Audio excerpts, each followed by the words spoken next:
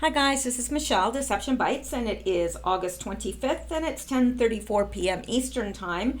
Now I have already done a video tonight and uploaded it on Q-related news because Q has not posted since the 21st of August, and we are eagerly anticipating his return. However, there is a lot of Q-related news, and so this is the second video. I'm going to be touching on that. But I did learn from after I uploaded the first video, people started commenting about John McCain, his death, and so I had not been aware of that, but I did go out and find that in fact it is true, unless we're being lied to, and it's all a ruse for him to get out of the punishment that he so justly deserves. But I do want to say this. If you are a Christian or call yourself a Christian and are rejoicing over his death, there is something wrong, really. I definitely want this man to face justice. And since he didn't face justice in this world, we know that he will face justice in the next. But I am not rejoicing over his death. And I don't think God takes any pleasure in his death. I think that the best scenario would have been repentance, but we didn't see that. And I'm sorry, but I'm not going to be one of those people that are, oh, yay, he's dead. That's not in my heart. I don't want any to face the type of justice that they will face in the life to come. I don't. Hell was not designed for people. It really wasn't. And, right now, I know that you're not all believers and you don't all come from a religious perspective. I do. And so I respect that. I respect that not everybody believes that. But I'm just saying that those of you who are Christians should not be happy about anybody going to hell. It would have been wonderful if he had have repented, and we don't know. To tell you the truth, we don't know what happened in his heart in the minutes before death. We don't know. None of us know. We can surmise based on the way he lived his life, but we don't absolutely know. So I don't wish he or his family that kind of torment, eternal torment. And my prayers and thoughts are with his family, because it's got to be difficult for them. No matter what kind of a man he was, he had family, and he had a wife that loved him and a daughter that loved him. I don't know if he had other children or not, but my thoughts and prayers are with them this evening as they are dealing with their their grief and sorrow. So anyway, I'm going to go on from there.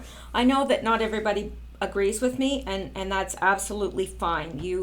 That's not a prerequisite for listening at all.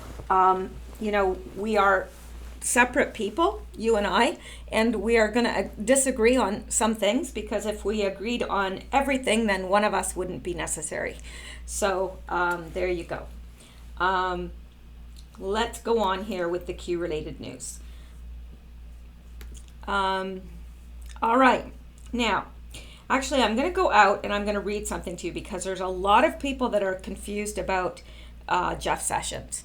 And I say confused about him because they think that he's not doing anything and that he should be fired, and that he and Trump are at each other's throats. I don't believe that. I don't believe it for a minute, because Q has told us time and time again to trust Sessions.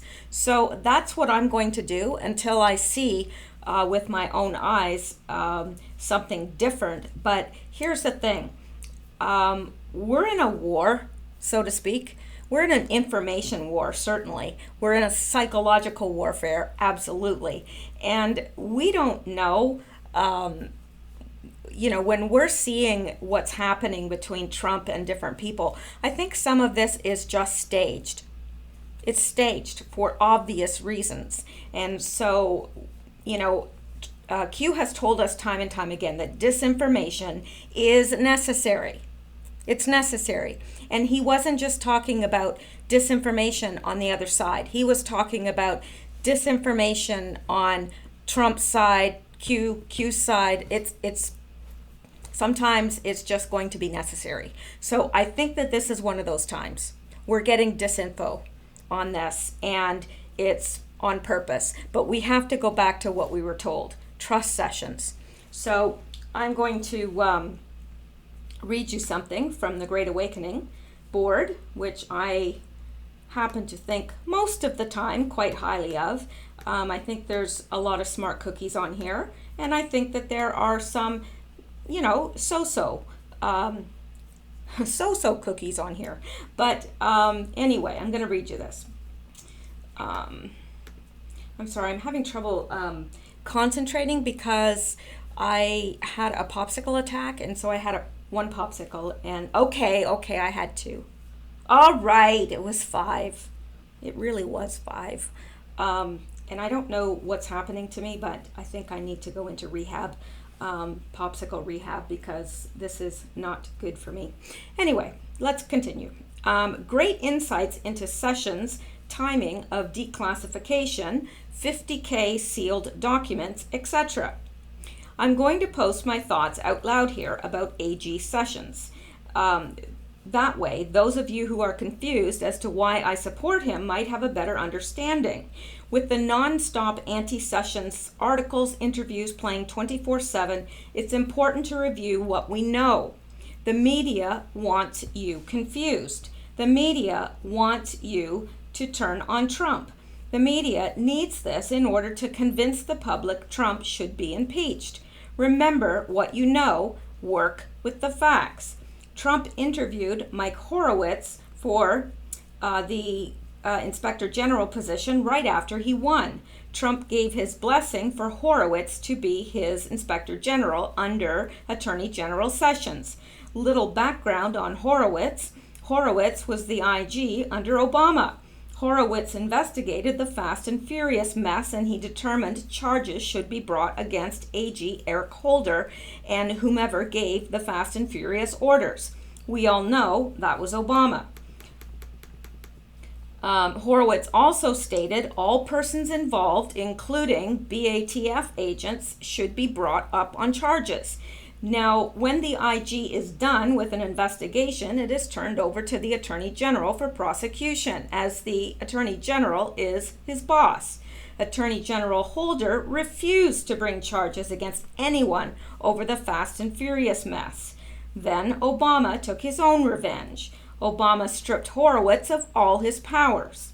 Remember, as soon as Trump took office, the first thing he did was give Horowitz his powers back. Imagine being A.G. Horowitz, an honest, law-supporting man who truly believes in justice, being stripped of all authority and delegated to a windowless office for the remainder of his term. How demoralizing and humiliating. Horowitz is a man with a grudge. Horowitz was handed 6 investigations to handle by AG Sessions. 1 has dropped, and top FBI and DOJ personnel have been fired and will be prosecuted over that investigation. That is a huge deal. Tell me when that has happened before. That leaves 5 investigations in Horowitz's lap. Now, let's move on to Jeff Sessions, Horowitz's boss. Jeff Sessions quietly appointed a special prosecutor in Utah by the name of Huber on or about the month of March. We don't know exactly when Huber was appointed, as Sessions never gave an exact time frame. We can guess by documents Sessions has talked about.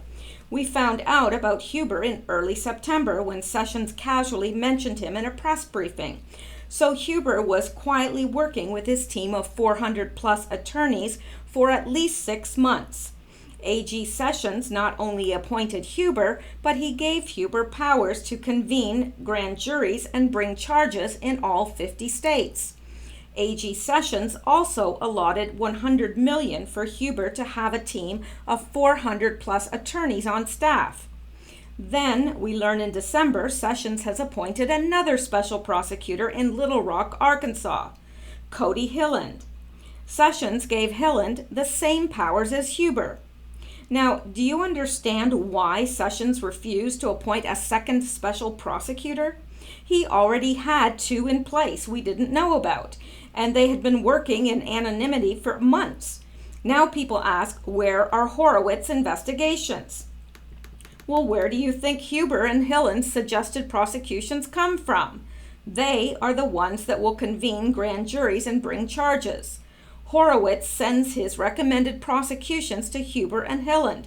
Do you now understand why Sessions appointed them outside of D.C. in flyover country?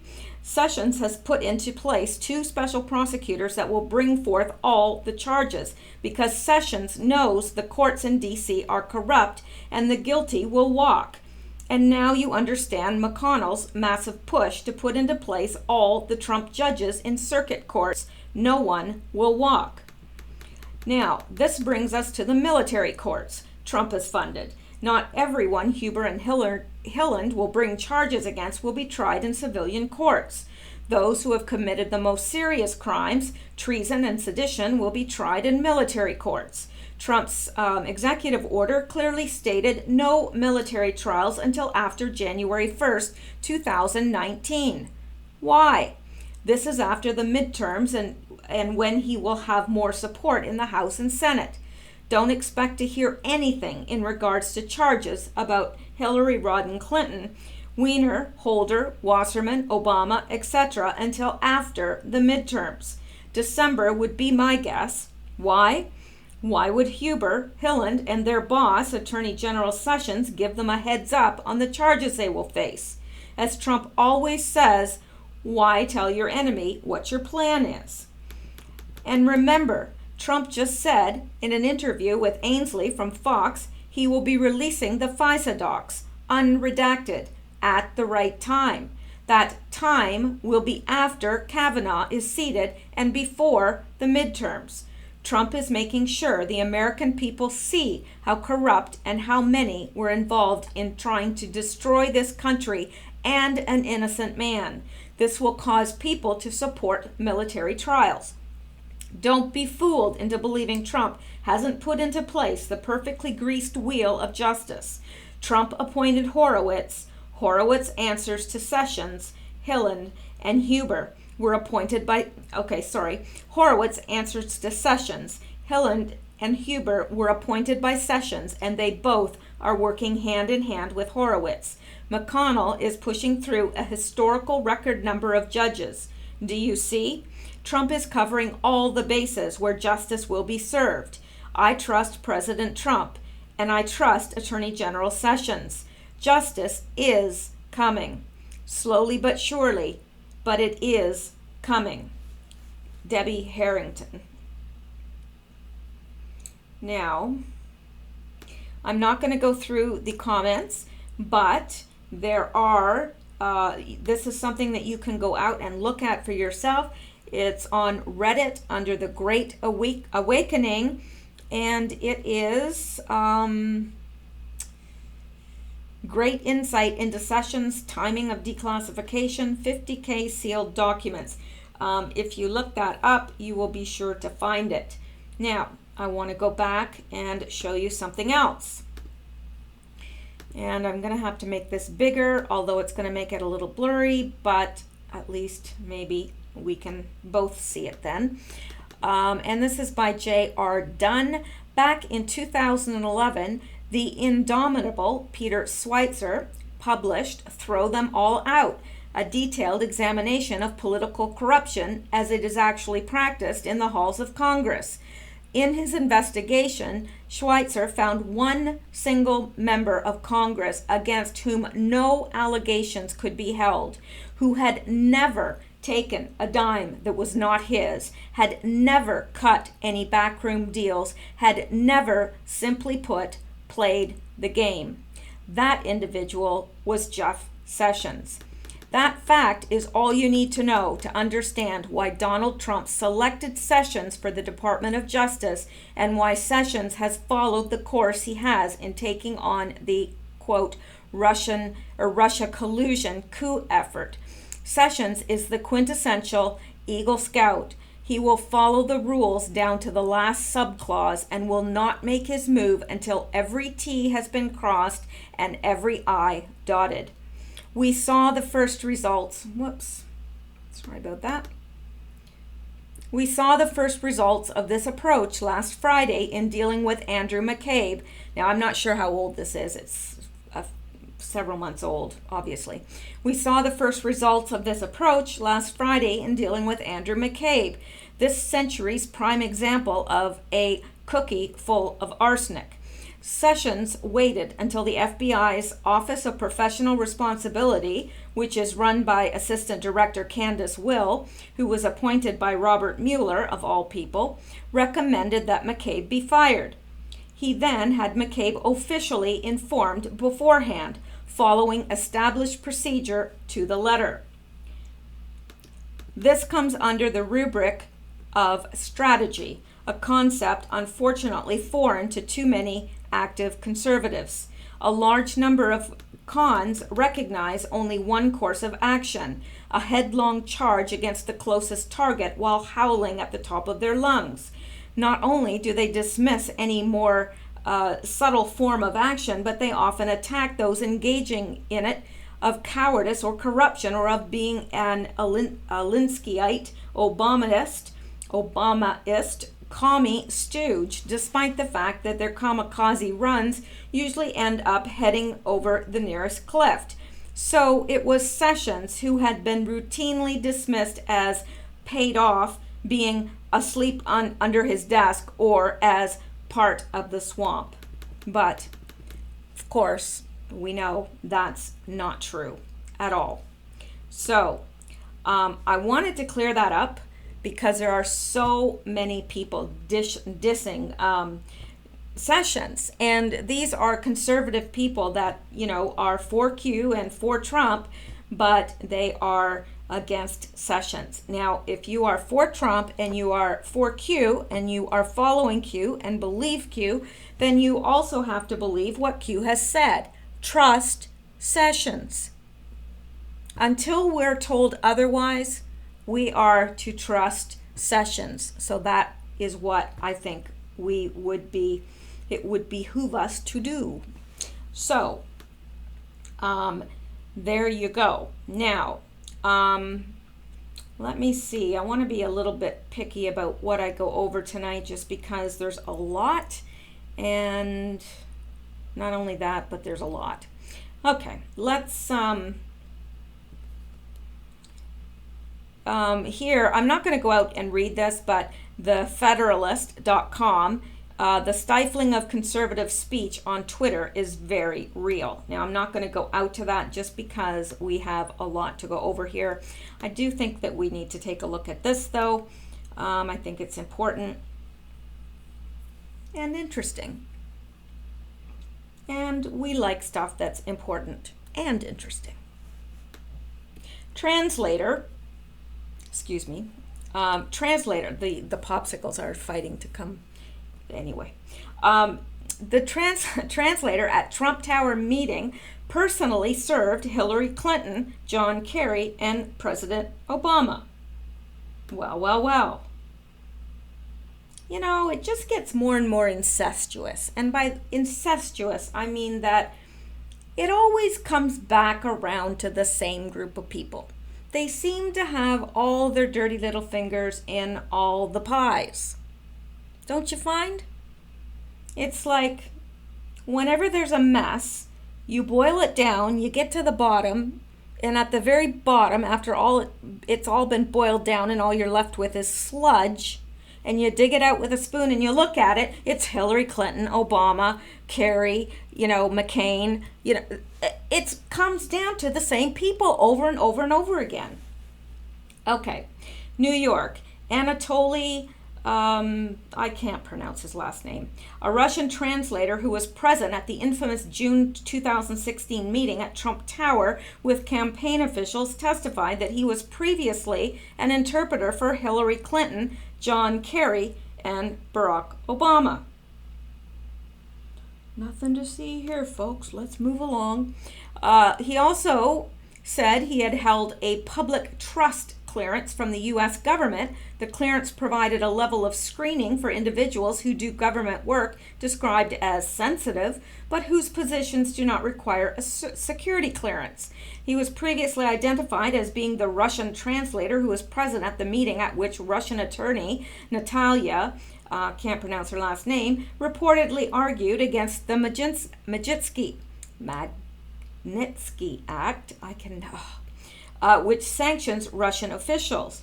The meeting was set up with Donald Trump Jr., presented as being about information regarding Hillary Clinton. Natalia, the one who I can't pronounce her last name, says she does not speak English and has given interviews to U.S. news media outlets through translators. Breitbart News reported last year that according to his LinkedIn profile from 2005 until at least that year, Samachornov was a project manager at the Meridian International Center, which describes itself as a non-profit global leadership organization headquartered in Washington, D.C. Meridian is a principal partner of the U.S. State Department. Well. Yep. The Breitbart News report noted at that time, his LinkedIn profile further described his work on behalf of the State Department, purportedly while he was at Meridian. The timeline of his work at Meridian included the period when Clinton was Secretary of State. Now it has emerged in testimony before the Senate Judiciary Committee. He described his work personally, interpreting on one occasion for Clinton, 2 or 3 times for Kerry, and for Mr. Obama's summits at the United Nations. He gave his testimony last November, and it was recently made public.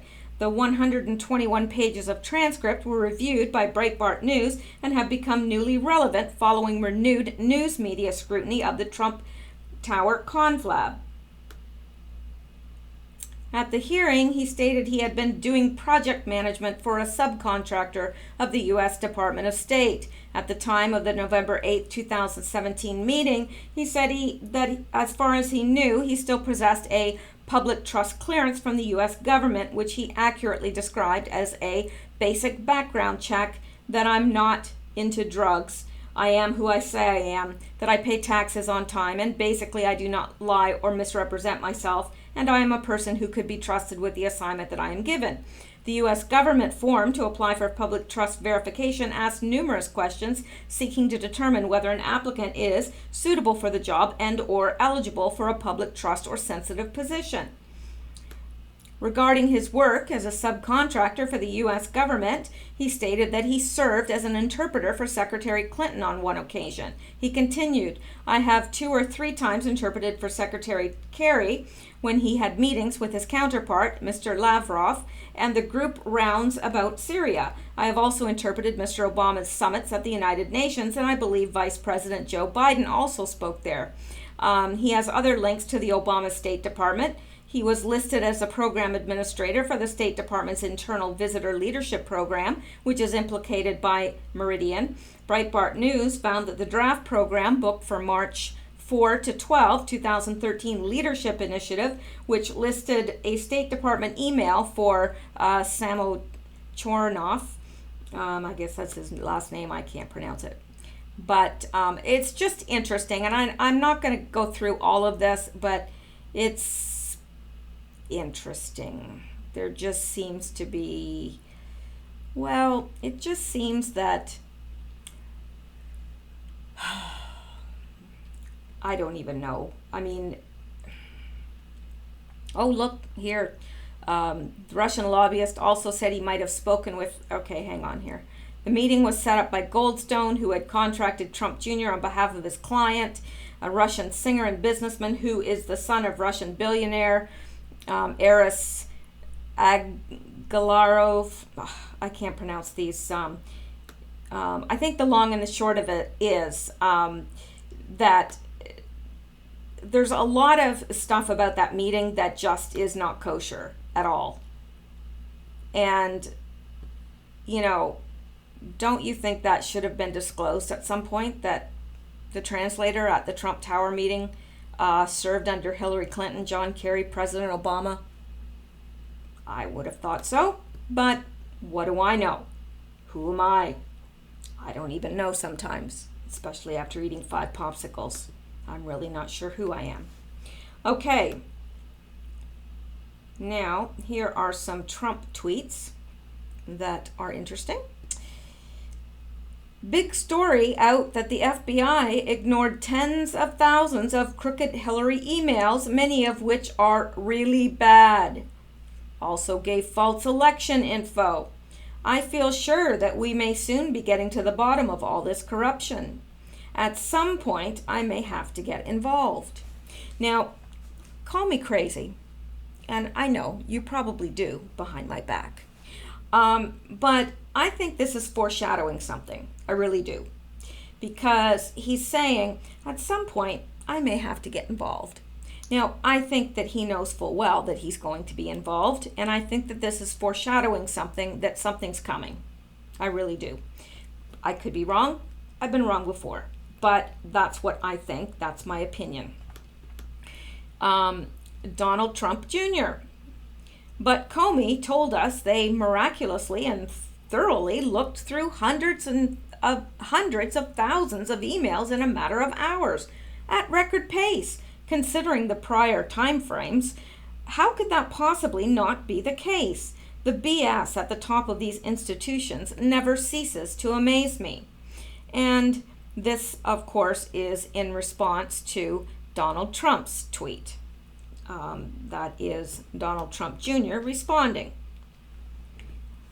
And then there's this.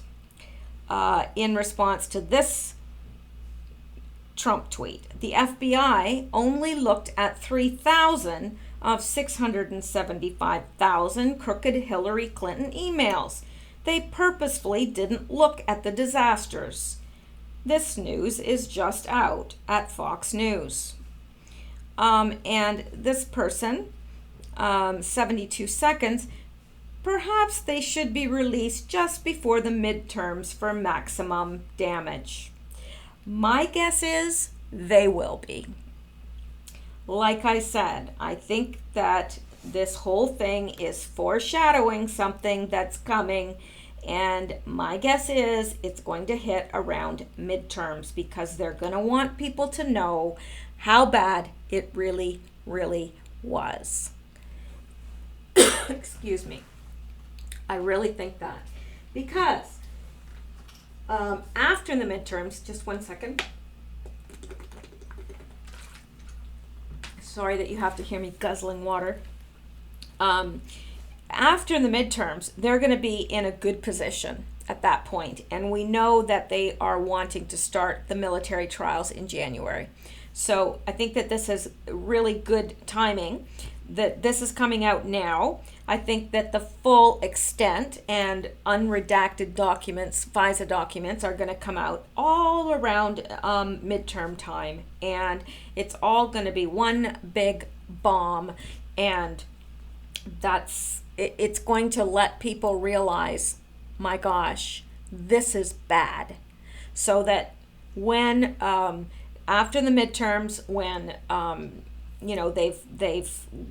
they're in a stronger position, they can go forward. That's what I think. That's my story, and I'm sticking to it. Now, I think that this is quite insulting, as is everything that the mainstream media puts out about Trump. It's extremely insulting, and they treat this guy like a buffoon. None of them have accomplished anywhere near what Trump has accomplished in his lifetime. But they feel free to call him every name in the book, insult his intelligence, treat him like he is literally a buffoon. And yet none of them have accomplished anywhere near what he's accomplished. But that's generally the way it is with unsuccessful people. They tend to pull down those people who are successful. Not all, but those people that have limited success or whatever, sometimes are very, very jealous of those that have achieved more. Now, I don't think that that's necessarily the point with all the media, because I think that they are just doing their jobs, and their job comes through the 4 a.m. drops, as we all know, and they're told what to say, and they do it, or else they don't have a job. But even when it's coming down from the 4 a.m. drops, it's coming from people that are far less successful than Trump, and yet they have no trouble whatsoever in speaking down to him and speaking about him like he's some sort of fool. Anyway, the latest Time magazine cover shows President Trump drowning in the Oval Office. Now, this comes nearly a week after Democrat Congressman Alcee Hastings said that he wanted Trump to drown and die in the Potomac River. How nice. How nice. Really, you have to wonder. I have some people that have treated me very, very badly in my life. And you know what? I'm not, don't think that I'm, got this victim mentality. I don't, because I can just about guarantee that you do too. You've got people in your life that have treated you unfairly. They have hated you for no reason, perhaps have cost you a job or whatever. Maybe you've had an abusive spouse. But you know what? I don't know a whole lot of people. Now, I do know some, unfortunately, that it's like, I hope they die. I hope that they get some disease.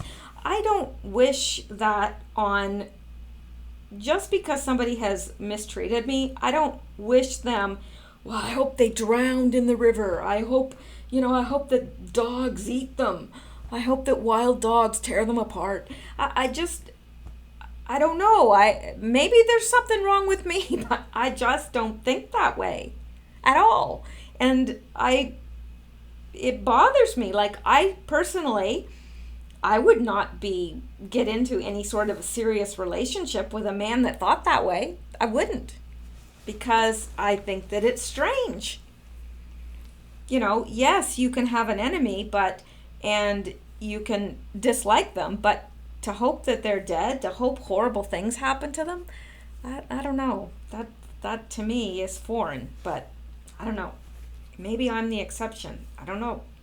All right, liberals are a movement of hatred and violence, and I'm beginning to see that more and more.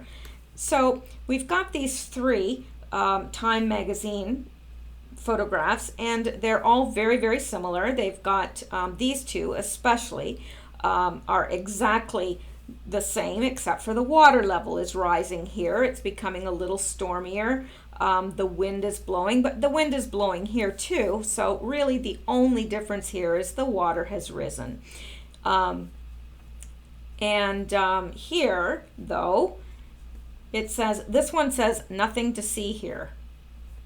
This one says stormy, and we know what it means. It has nothing to do with the storm. It has to do with Stormy Daniels, who they have made into some hero, which I don't understand.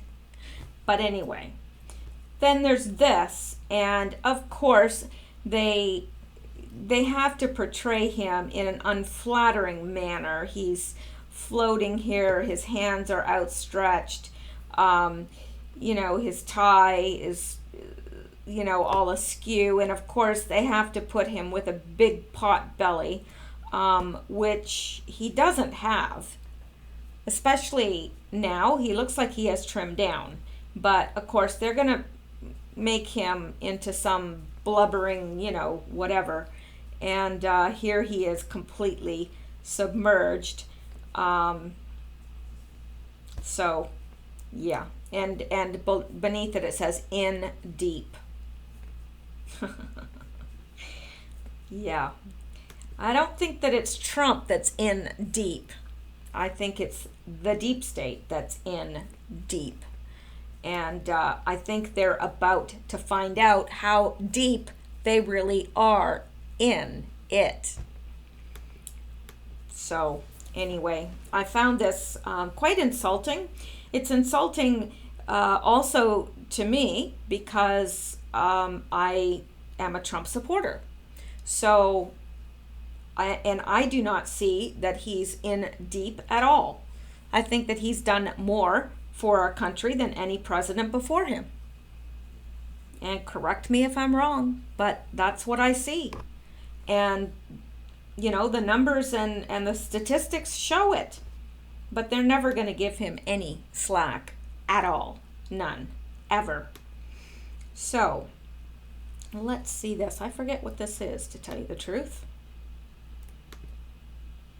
So we'll go out and take a look. Oh, yes. Wow. 3 intel sources have disclosed that Obama turned to British spies to get surveillance on Trump. Now, we shouldn't be surprised, but here, let's go back Three here. intelligence sources have informed Fox News that President Obama went outside the chain of command. He didn't use the NSA, he didn't use the CIA, he didn't use the FBI, and he didn't use the Department of Justice. He used GCHQ. What the heck is GCHQ? That's the initials for the British spying agency. They have 24/7 access to the NSA database. So by simply having 2 people go to them saying, President Obama needs transcripts of conversations involving candidate Trump, conversations involving President-elect Trump, he's able to get it. And there's no American fingerprints on this.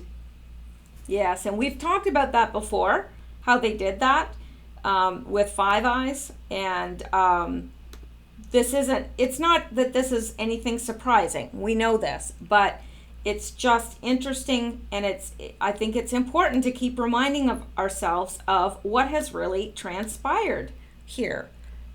It's unprecedented. It really is.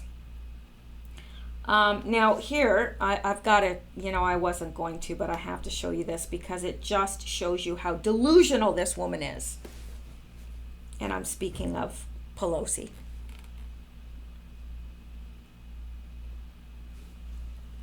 Come on. Let's go. Here we go. Get rid of some of this stuff. Alrighty. Pelosi, I have a following in the country that's unsurpassed by anybody. Okay, now this to me proves that she needs to step down because she's not well, really. She thinks she has a following in this country that's unsurpassed by anyone. House Minority Leader Nancy Pelosi said on Thursday that she has a following in the country that's unsurpassed by anyone except those running for president. I have a following in the country that's unsurpassed by anybody unless they're running for president, Pelosi said. Pelosi made the comments in an interview with the Associated Press. The 78-year-old Democrat was responding to a question about her leadership being in jeopardy. NBC News released a report that showed over 50 Democrats, including 9 incumbent lawmakers, have publicly stated they would oppose Pelosi to be Speaker of the House if Democrats retake control of the House of Representatives. This is not anything to make a big fuss over. It's politics, Pelosi said. And let's see what other little tidbits we have. All right. The Washington Free Beacon identified 22 Democrats from NBC's list who have accepted campaign contributions connected to Pelosi, but have either said they do not support her for Speaker or dodge questions about the matter. Those Democrats accepted cash for their campaign committees from PAC to the Future, Pelosi's leadership, PAC, Nancy Pelosi for Congress, her campaign committee, or both.